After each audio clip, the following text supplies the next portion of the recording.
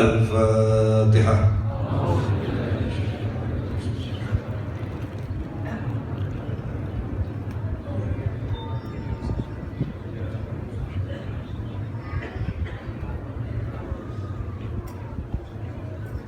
Bismillahirrahmanirrahim. Alhamdulillahirabbil alamin. Allahumma salli wa sallim ala sayyidina Muhammadin Miftahi babi rahmatillah adada ma fi ilmillah. Salatan wa salaman daimain bidawami mulkillah wa ala alihi wa sahbihi. Allahumma salli ala sayyidina Muhammadin salatan taftahu biha lana futuhal arifin wa tufaqihuna biha fid din wa ala alihi wa sahbihi. Assalamualaikum warahmatullahi wabarakatuh.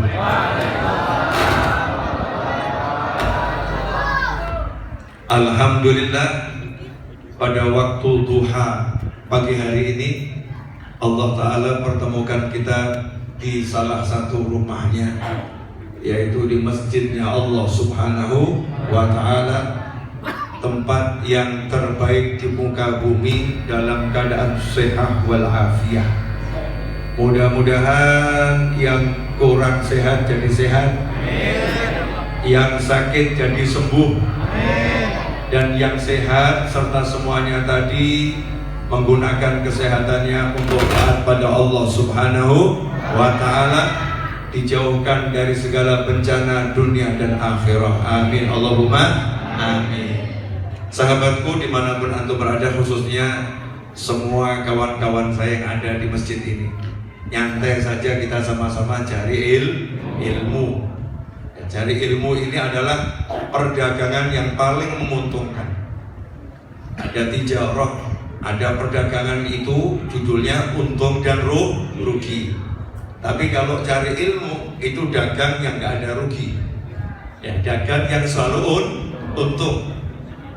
Baru jalan keluar dari rumah untuk cari ilmu, maka jalannya ke surga itu jadi mudah. Man salaka tariqan yaltamisu fihi ilman, siapa yang keluar dari rumahnya untuk mencari ilmu, maka sahalallahu lahu, Allah menjadikan baginya jalan ke surganya itu mudah. Pertanyaan saya, kalau dari sini mau ke Solo, saya kan dari Solo ke sini ya. Dari sini mau ke Solo, dekat atau jauh? Jauh. Kalau naik pesawat dekat atau jauh? Jauh. Ya tetap jauh. Naik pesawat tetap jauh. Jadi jaraknya tidak berubah, tetapi menjadi mudah. Betul? Menjadi mudah. Waktunya menjadi singkat. Kemudian mungkin kalau pesawatnya itu kelasnya bisnis, ya jadi lebih nyaman. Kalau diantar ke bandaranya itu pakai pengawalan dan mobilnya harga 7 miliar, maka rasanya itu nikmatnya luar biasa. Nah ini baru pergi ke Solo kalau ya naik pesawat, kemudian ada pengawalan di jalan, kendaraannya menuju bandara bagus, di bandara sudah ada yang mengatur, maka perjalanan itu ringan dan tidak melelahkan. Betul? Nah kalau ke Solo jalannya non-tol, nggak lewat tol, kemudian naik mobilnya charter, bukan mobil sendiri. Mobilnya charter, kemudian mobilnya itu mobil usianya tahun 70. Usia tahun 70. Kemudian non AC. Ya non AC. Kira-kira nyampe enggak Solo? Nyampe. Ya, insya Allah nyampe. Ya insya Allah nyampe. Cepat atau lambat? Cepat. Ya. cepat. Tapi cepat itu bukan berarti 1 jam 2 jam ya. Dan dia tanya gimana cepat? Oh cepat. Gitu. Ini kalau ada orang ngomong begitu berarti cepatnya cepat sekali atau lambat sekali? Lambat sekali. Lelah atau enggak lelah? Lelah. Dalam perjalanan dunia, baru dari Jakarta menuju Solo, kita nggak pengen yang lelah. Kita pengen yang nikmat, betul? Kita pengen yang nyaman, betul? Pertanyaan saya, antum di dunia ini berapa lama? Alhamdulillah nggak tahu. Alhamdulillah nggak tahu. Yang pasti sangat singkat. Mau 100 tahun, mau 200 tahun, mau 1000 tahun, itu sangat singkat. Apalagi data pasti gak mungkin salah. Data pasti gak mungkin salah. Datangnya dari Allah yang memberikan umur, yang memberikan usia, disampaikan oleh Allah lewat lisan Nabi Muhammad Sallallahu Alaihi Wasallam. Kenapa saya ngomong seperti ini? Biar semua kita ini paham, apapun yang muncul dari Nabi Muhammad SAW itu bukan dari Nabi, tetapi dari Allah Subhanahu wa Ta'ala. Wa ma yantiqu 'anil hawa. Allah yang mengatakan, gak pernah baginda Muhammad Sallallahu Alaihi Wasallam berkata dari hawa atau nafsunya, tetapi semua itu wahyu yuha, wahyu yang diwahyukan kepada beliau dari Allah Subhanahu wa Ta'ala. Allah memerintahkan Nabi SAW untuk memberitahu umatnya, umur umatku rata-rata di antara 60 sampai 70 tahun. 60 sampai 70 tahun. Berarti singkat atau sangat singkat? Singkat atau sangat singkat? Sangat singkat. Oh, sekarang saja kalau kita lihat KPR syariah itu ada yang 25 tahun. Ya, 25 tahun. Ada yang 20 tahun yang hutang syariah itu ya. Artinya mungkin 2 kali KPR selesai usianya. Mungkin 1,5 selesai usianya. Udah pindah ke alam barzakh. Berapa tahun di alam barzakh? Gak ada yang tahu. Kenapa? Alam barzakh itu berakhir bukan dari usia manusianya, tetapi usia alam dunia. Dunia kiamat, barzakh selesai. Berganti apa? Alam kebangkitan. Berapa lama alam kebangkitan sampai mahsyar? Wallahu a'lam. Lalu judulnya semua dibangkitkan. Dari zaman Nabi Adam sampai hari akhir. Kun fayakun, betul kun fayakun, tapi untuk kitanya berapa lama? Wallahu a'lam. Setelah itu alam apa?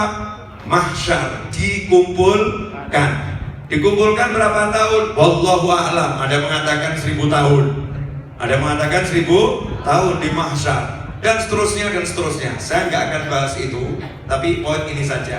Di dunia ini kita cuman sebentar.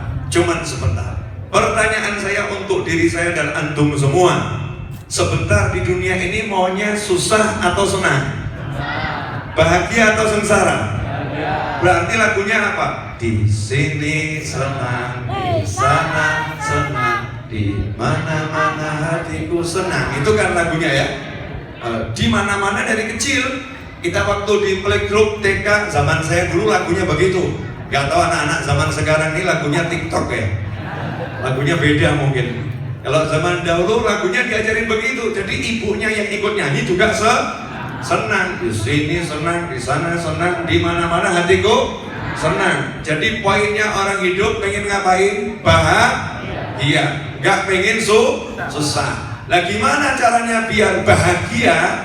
Hidup adalah perjalanan menuju alam yang paling membahagiakan, yaitu alam surgawi. Hidup adalah perjalanan menuju tempat yang penuh dengan kebahagiaan, yang disebut dengan Darun Naim, ya, negeri kebahagiaan dengan penuh nikmat, tempat yang penuh dengan nikmat. Hidup adalah perjalanan menuju tempat yang gak ada akhir, yaitu menuju keabadian.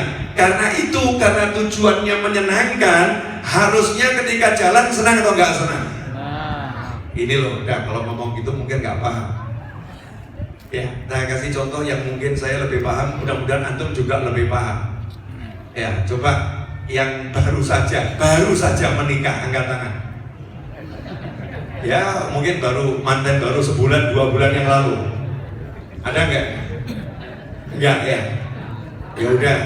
Yang belum lama melihat orang diantarkan untuk menikah, coba angkat tangan. Banyak saya yakin ya. Melihat orang diantarkan menikah. Pertanyaan saya, calon temanten, belum jadi pengantin ya. Kalau udah mobil itu kan baru namanya pengantin. Mempelai ya, calon mempelai pria ini diantarkan menuju tempat akad nikah. Pertanyaan saya, diantarkannya sepi-sepi atau ada tabuhan rebana? Ada tabuhan rebana. Itu sunnah Nabi Muhammad Sallallahu Alaihi Wasallam. A'linun nikah, tunjukkan pernikahan itu dengan biduf tabuhan rebana. Berangkat ini diarak, ya, dihantarkan, disenangkan. Temantennya, calon temanten pria ini kira-kira polos atau disalonkan? Mobil aja disalonkan, masa temanten enggak? Ya, mobil aja dimasukkan salon, ngapain? Nyalonkan mobil, temantennya disalonkan, mungkin dikasih lulur sebelumnya. Ya, kemudian wah masya Allah, wajahnya dikasih parfum 7 warna dan 7 aroma ya. Pakaiannya dibuatkan khusus. Ya, kumisnya dihilangkan, jenggotnya dikerok, rambutnya dipotong, yang dicukur yang rapi, aromanya harum, masih dikasih bunga sedap malam. Setelah itu dipayungin, payungnya ada bunganya enggak? Ada. Perjalanan menuju pengantin ini menyenangkan atau enggak menyenangkan? Menyenangkan. Nah sekarang saya mau nanya, antum jalan mau ke surga, kok enggak senang? Berarti salah jalan.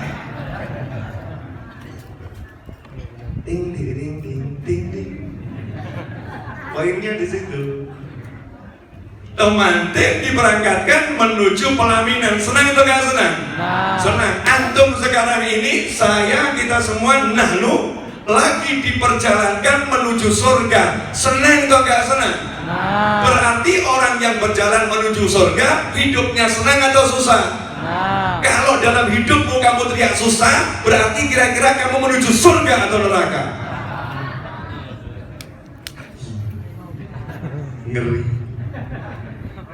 Loh iya, orang yang gak syukur namanya kufur. Kufur nikmat. Kufur nikmat ancamannya siksa. Maka orang yang hidupnya penuh keluh kesah, berarti dia tidak syukur, dia tidak sabar, berarti dia kufur nikmat, maka terancam dia akan disiksa. Siksa itu ada 3. Yang pertama, siksa di dunia sebelum di akhirat. Yang kedua, siksa di akhirat, di alam barzakh, di alam kubur. Yang ketiga, siksa di neraka. Termasuk siksa neraka itu perjalanan dari barzakh menuju neraka itu sudah penuh dengan siksa. Karena judulnya napi yang di penjara udah ketok palu, itu bukan dihantarkan ke penjara, tetapi diseret ke penjara, diseret orang menuju neraka. Kalau yang ke surga dihantarkan ke surga. Sampai di sini jelas? Alhamdulillah. 14 menit. 14 menit saya bicara, alhamdulillah, dan ini lagi bahas satu kata, bahwasanya orang yang dagangannya itu cari ilmu pasti untung. Kenapa? Karena begitu jalan meninggalkan rumah dijamin sama Rasulullah SAW, Allah akan menjadikan langkahnya ke surgamu mudah. Ini kita akan bahas insya Allah total 60 menit. Setelah itu pengajian selesai, lanjutkan kehidupan menuju surga. Hiduplah dengan penuh bahagia. Ingat-ingat saja, tempat kembalimu adalah surga. Lanjut. Jadi kalau ada umurnya 50 tahun, udah dekat belum sama surga? Dekat. Saya naik mobil dari Solo menuju Jakarta, nyampe Cikampek, senang atau gak senang? senang. Kenapa? Udah dekat. Betul? Antum dari Jakarta menuju Solo, nyampe Boyolali, senang atau gak senang?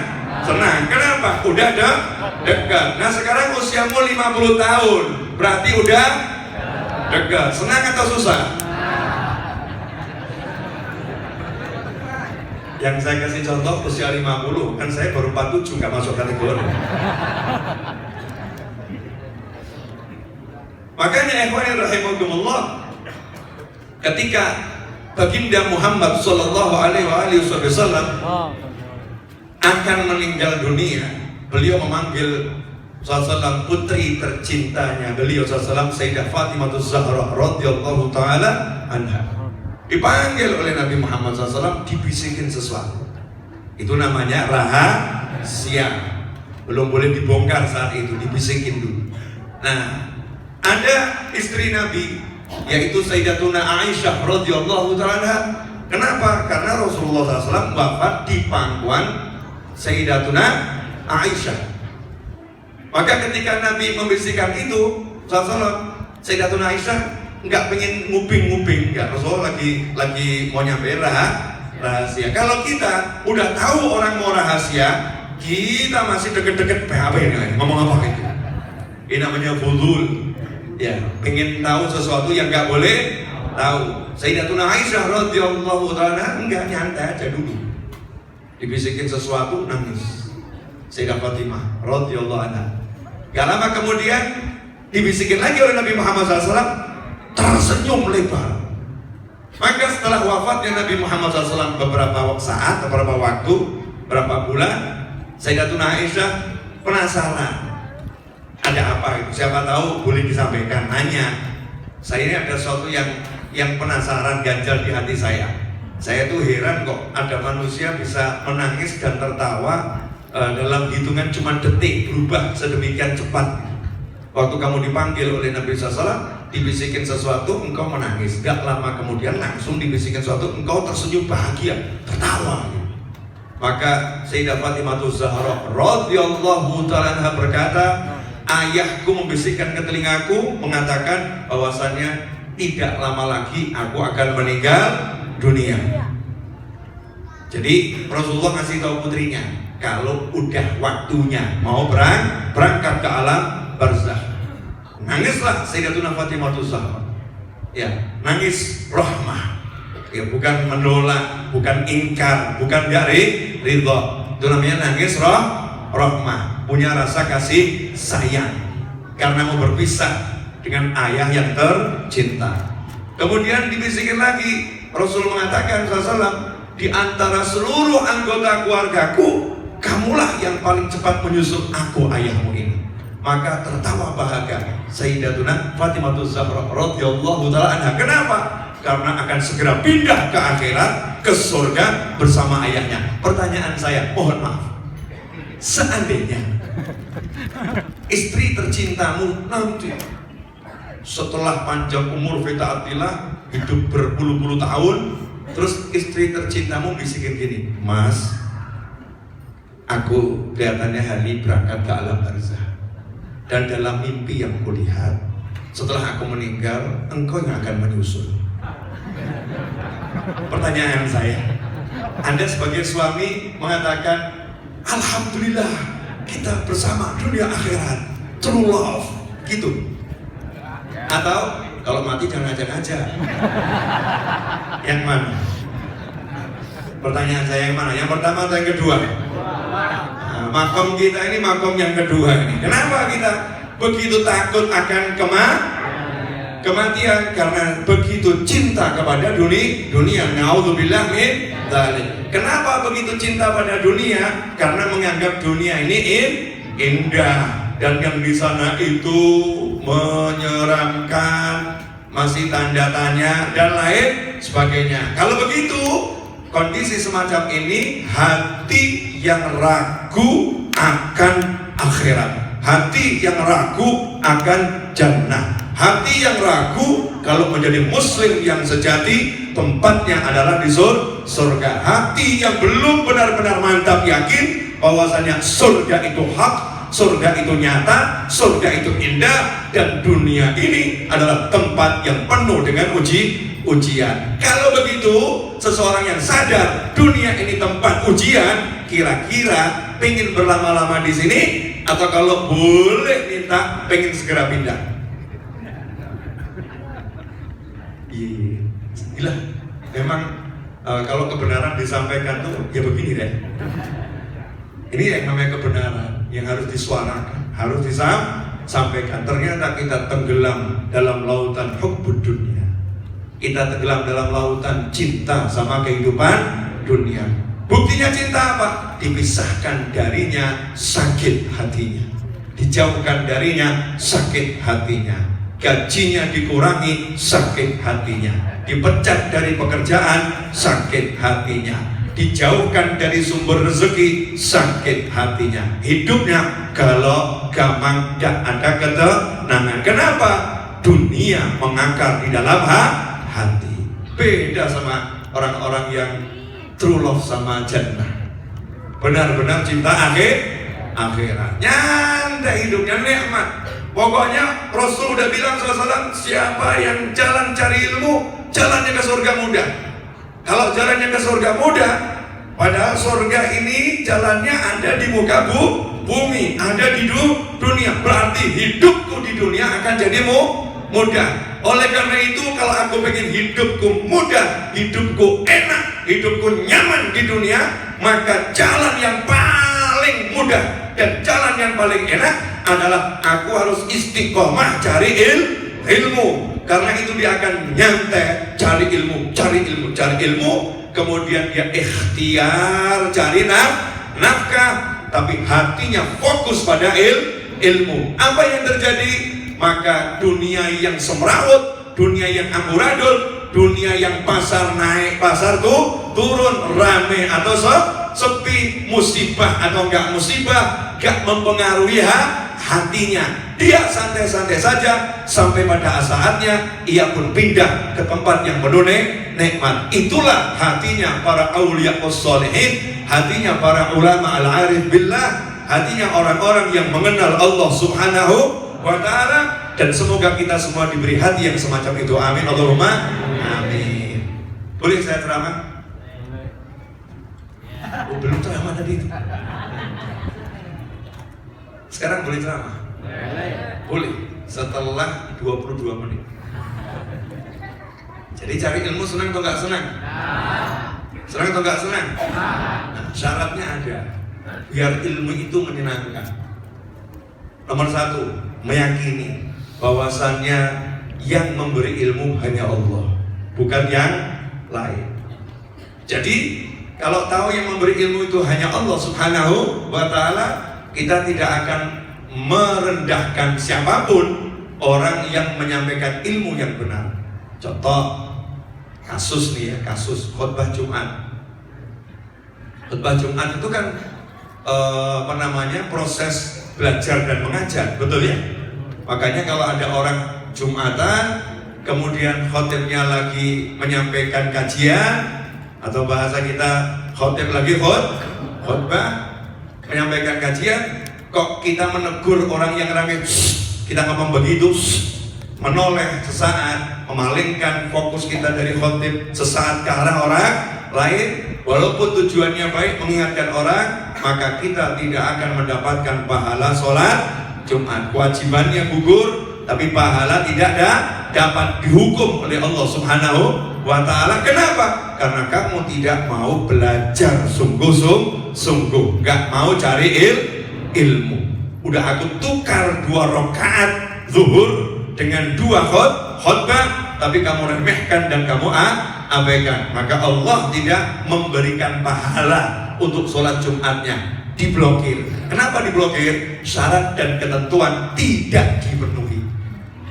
Syarat dan ketentuan tidak dipenuhi. Oke, sholat Jumat, nanya ya, khotibnya imam masjid kamu yang biasa ngaji bareng sama kamu habis maghrib, usianya 75 tahun, kalimatnya nggak jelas ya. Kemudian Jumat berikutnya khotibnya Habib Novel bin Muhammad Alaidrus, Pertanyaan saya, lebih khusyuk mana kamu mendengarkan? Begitu Habib Novel datang, kamu Habib Novel. Wah, ini sudah sesuatu yang salah dalam proses cari ilmu. Unzur maqal wala tanzur man qal.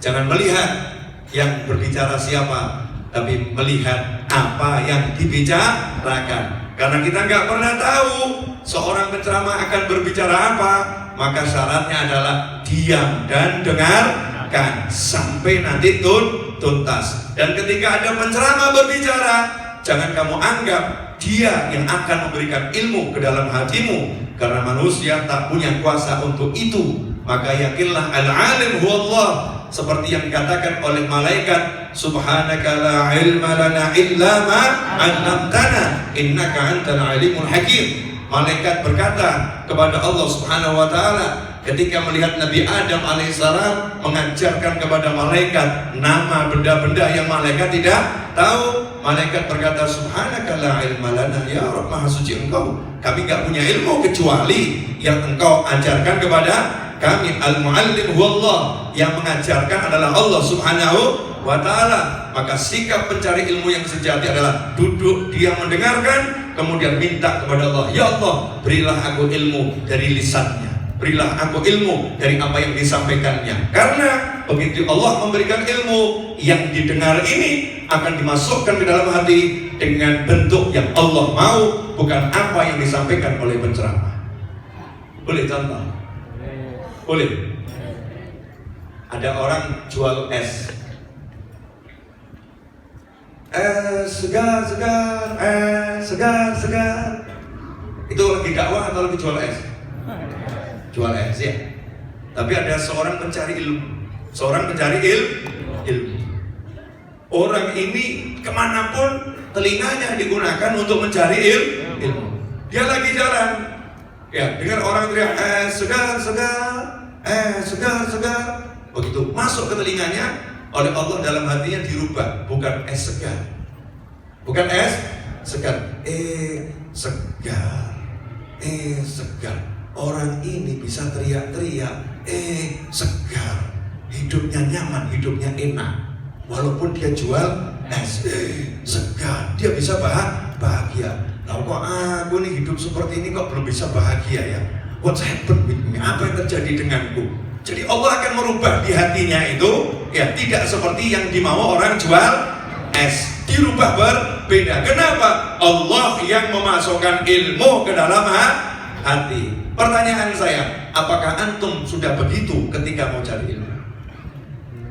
Apakah kita justru ahli membandingkan ilmunya ustadz yang satu dengan ustadz yang lain, kemudian mengunggulkan ustadz yang satu untuk menginjak ustadz yang lain, merendahkan satu guru dengan mengangkat guru yang lain, memuliakan seseorang untuk menghinakan orang lain? Apakah itu yang namanya pencari ilmu? Apakah itu yang diajarkan oleh baginda Muhammad sallallahu alaihi wasallam? Sementara Rasulullah sallallahu alaihi wasallam mengajarkan kepada Khalifah Ali bin Abi Thalib radhiyallahu taala anhu, sehingga diabadikan dalam ucapannya Sayyidina Ali, ana abdu, aku adalah hamba, seseorang yang mau mengajarkan ilmu kepadaku walaupun cuma satu huruf.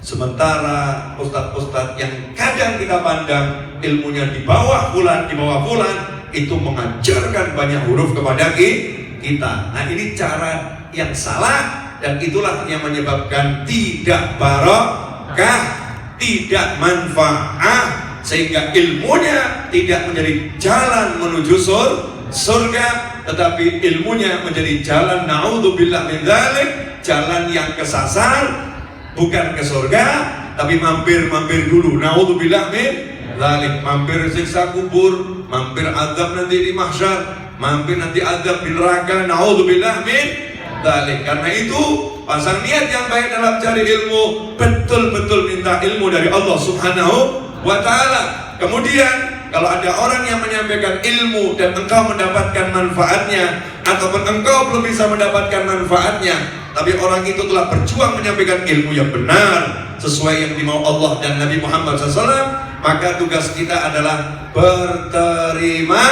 kasih. Kenapa berterima kasih? Karena Allah menyatakan lewat lisan Nabi Muhammad SAW, man lam yashkurin nas lam yashkurillah. Siapa yang gak terima kasih kepada manusia yang dijadikan sebagai jalan kebaikan baginya oleh Allah Subhanahu wa ta'ala, bahasa singkat kita, siapa yang tidak berterima kasih kepada manusia yang berbuat baik kepadanya, maka dia tidak dicatat sebagai orang yang bersyukur kepada Allah Subhanahu wa ta'ala. Meskipun orang itu ahli zikir, alhamdulillah, alhamdulillah, alhamdulillah. Meskipun orang itu ahli, dia itu sodakoh, tapi kalau nggak berterima kasih kepada orang yang berbuat baik kepadanya, Allah mencabut ya nama syakir, orang bersyukur, dihapus sama Allah Ta'ala. Kenapa? Tidak menghargai orang yang dipakai untuk menyampaikan kebaikan. Dan dari sekian banyak manusia, yang paling kita harus berterima kasih adalah orang tua kita masing-masing. Karena orang tua kita lah menjadi perantara terbesar kebaikan dengan lahirnya kita ke muka bumi, dan khususnya kita dibimbing, ditalkin untuk mengucapkan 2 kalimat syahadat. Sejak kita lahir sudah kita diadzanin di telinga kanan, diikomahin di telinga kiri. Untuk apa? Dikenalkan pada Allah, dikenalkan sholat, dan seterusnya kita dibimbing. Maka sebesar apapun bakti kita untuk orang tua, itu belum bisa membalas sekecil apapun kebaikan orang tua kita masing-masing. Mudah-mudahan kita termasuk anak yang bersyukur dengan berbakti pada orang tua. Amin. Lanjut. Ini enaknya ceramahnya Bapak. Loh, saya belum ceramah loh ya. Tadi lagi bahas apa? Syukur. Dagangan yang nggak mungkin rugi, yaitu cari ilmu dan mengajarkan ilmu. Jadi saya nggak pernah rugi, saya untung terus. Untung. Dagangan saya menyampaikan ilmu dan juga ngambil ilmu. Namanya pedagang itu sekalipun bos ya, ada kalanya dia jual, ada kalanya dia beli. Ya, kalau nggak beli kan nggak ada yang dijual. Nah, jadi ulama juga begitu. Ulama itu harus banyak beli untuk nanti dijual. Jadi seorang pelajar juga begitu. Ya, banyak beli untuk nanti dijual. Artinya apa? Belajar sebanyak mungkin, kemudian nanti disampaikan sebanyak mungkin. Karena keuntungan itu Allah berikan dengan cara bagaimana? Siapa yang mengajarkan apa yang dia ketahui, maka Allah akan memberinya ilmu yang belum dia ketahui. Alhamdulillah, insya Allah kurang lebih 30 menit lagi selesai kajian. Ya, judulnya masih sama, jalan ke surga jadi mudah. Saya mau nanya, tolong dijawab ya. Ini pertanyaan sederhana dan banyak yang mengalami, tapi saya butuh jawaban sejujur-jujurnya, karena ini survei. Ya, jawaban sejujur-jujurnya, karena ini survei. Saya mau nanya, kira-kira kalau kita pengen bahagia, alasan kita untuk bahagia itu butuh banyak atau satu cukup? Alasan untuk bahagia itu butuh banyak, ya, banyak alasan baru bahagia, atau satu hal saja sebetulnya bisa buat kita bahagia? Yang mana? Satu. Contoh, temanten. Itu alasannya bahagia banyak atau cuma satu? Satu, nikah, gitu aja kan ya? Yes, nikah, betul kan? Ya. Orang yang berpuasa ketika adzan maghrib bahagia? Bahagia. Alasannya apa? Bukan, cukup itu kan ya? Bukan. Apalagi kalau bukannya dengan A sampai Z, nanti bahagianya nambah. Jadi satu hal yang menyenangkan, satu hal nikmat, itu cukup untuk membuat kita bahagia. Oke, durasinya. Temanten baru itu bahagianya seminggu masih awet nggak? Masih ya. Padahal nikmatnya cuma satu ya. Yang tanpa gangguan ya, tanpa gangguan itu seminggu awet insya Allah, betul ya? Normalnya begitu ya. Ya, kadang-kadang baru 1 jam sudah amburadul juga ada.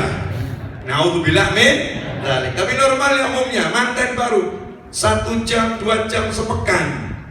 Ya, sampai-sampai dalam syariat itu boleh kalau manten baru ya masih menikah dengan perawan, maka dia boleh dalam sepekan dia itu tidak hadir sholat Jumat kalau memang itu hari Jumatnya masuk dalam waktu sepekan. Kenapa? Karena lagi dalam kondisi yang sangat bahagia, dikasih sama Allah rukhsah sampai Allah nggak mau mengganggu kebahagiaannya. Masya Allah, manten anyar, manten baru memang istimewa ya. Kenapa seandainya begini? Nanti akan tahu kenapa seandainya begini. Boleh ya, saya lanjut ya. Dapat uang 100 juta nggak pakai susah payah, tiba-tiba dikasih orang, nih 100 juta buat kamu, bahagia nggak? Bahagianya ini kira-kira lama atau sebentar? Lumayan ya, bisa sehari, 2 hari, bisa seminggu, bisa 1 bulan ya, bisa lama. Cuman satu nikmat, dapat uang 100 juta. Ada lagi santri, ya santri, tiba-tiba bisa berpotret bersama Al-Habib Umar bin Muhammad bin Salim bin Habib, mantan Allah bituli hayati. Senang atau gak senang? Senang. Cuman 1. Ini bahagia.